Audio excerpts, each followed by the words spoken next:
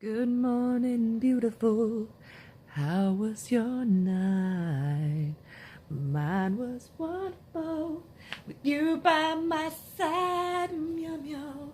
Okay. Sorry, it's just stuck in my head. Okay, dream check. I'm not dreaming. Also, um, dream checks, I don't anymore so much have to do the physical thing. It's just become kind of a habit to do that, like kind of a fun thing. Anymore, my dream checks are just mental, just like, hey, am I dreaming? And the way I check that is just, how do I feel? Generally, in my dreams, I can't feel gravity and the weight of the world, and just the weight of gravity on my body pulling me down to the center of the earth. That's how I know that I'm dreaming or not. Okay, so I don't remember very many of my dreams, and I certainly did not get lucid. I had such a hard time sleeping last night. It felt like I would go to sleep for 10 minutes and then be awake for a long time. I I had my lover with me for the first time in a couple of months, so that was very different and disrupted my patterns in what I've been doing for the last couple of weeks. So it was just kind of threw that stuff off. I had some funny dreams though.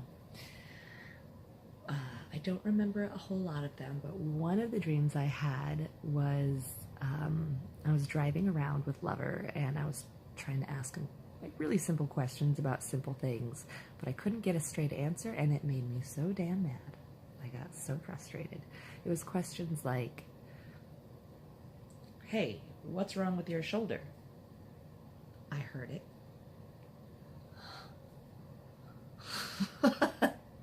And it was just that over and over again. And that was the only dream. I think that might have been the one and only dream last night that I did get kind of lucid in, because I remember just choosing not to engage with this activity. I was like, nope, not into it right now. Okay, anyway, so I had another dream that I went on a date with someone. This guy was really tall, very bald, and handsome. And we went to a vegan restaurant with very colorful walls, and we were the only people in the restaurant, including wait staff. There was nobody there except for us. And he was just boring, so I had decided to leave out the window. Very classic of me, right? And then I had this other dream where I was walking with kind of this long lost friend. Her name is Jill. She's one of the most beautiful women that I've ever met, so she's like imprinted into my subconscious that way. We're walking around during the daytime. The concrete is dry. I really have memories of feeling the ground a lot. So maybe I was barefoot in this dream, because I really have a strong feeling of remembering the sensation of the dry concrete under my feet and the texture of it. So yeah, so we were on a walk, and she had the tiniest waist ever. She had this like really tight belt on too, and she was like, oh yeah, waist training, blah blah blah. And she's like, oh, guess what, I'm getting a surgery done, and I'm gonna have my lower ribs removed so I can like cinch my waist more and do the waist training hardcore. And I was kind of like, wow, that's really cool, but actually tell me more. I'm really interested, because my ribs are always popping in and out of place. Maybe removing them is a good idea. In waking life, in real life, my ribs keep coming in and out of place, and I have hypermobility, and I'm so flexible that it causes problems, and especially like in my ribs. I'll go to sleep, and laying down in one position causes my ribs to go out of place.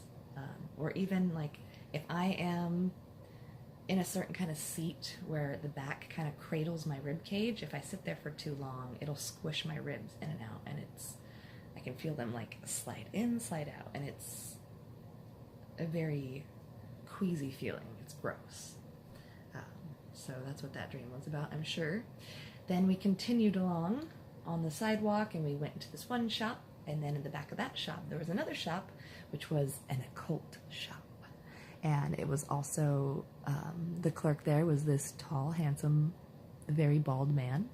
Don't know what it is with the bald dudes in my dreams last night, but cool. And he was flirting with her, and she hopped up on the counter and was like, hi, talking to him, and I was looking at like jewelry and stuff in the case, and she ended up buying a couple of things from him, but he gave her like the titty magic discount. He was like, oh, well, you can have this for half price. And he printed out a receipt, and he was kind of like giggling while he was printing the receipt. He's like, ha, ha, ha. And then he's like looking at her, tears the receipt off, hands it to her, and she looks at the receipt and she starts laughing hysterically. I'm like, what's going on? And I take the receipt, and he's typed out the items, only they're not the actual items. He's made different names for them, and it's all like super dark humor. The first one says trafficked children, 99 cents. What the fuck? And I'm so focused on that first one, I forgot the second and third one. And then the very bottom of the seat said service charge, also 99 cents. And even in the dream I was like, damn, that's some dark shit, dude. That's not very funny. How fucked up do you have to be to make a joke about trafficked children? So that was that. I woke up, and that was the end of my dreams. Oh, this is a very important note. In the middle of the night, probably around 3 or 4 a.m., when it was still very much pitch black, I had a hypnopompic hallucination, and I thought I was dreaming, but I wasn't. I was awake, and the hallucination was outside of my head, outside of sleep, while I was awake. And so I woke up, and I see my cat right here. And I'm all confused. I'm like, the fuck are you doing here? You can't be here. The door is locked. Oh, I'm dreaming. This is a lucid dream, so I'm going to change it. And then it didn't change. And then I realized that I was awake in my room, in waking life, in real life, 100% awake, seeing a hallucination. And even in my like brain fog, I was like, oh, it's a hypnopompic hallucination. And then I dove forward and I tried to grab it, and it disappeared. And then I rolled back over and tried to sleep again. So, yeah, there's my dream journal entry. Yeah, and if you would please leave your dream notes down below so we can start this as a kind of a group dream journal, that would be great, because I want to not only obsess about my dreams, but I want to obsess about your dreams too. Yeah, so I hope you have a wonderful day, and I'm super excited about reading your dreams, and I will see you guys tomorrow.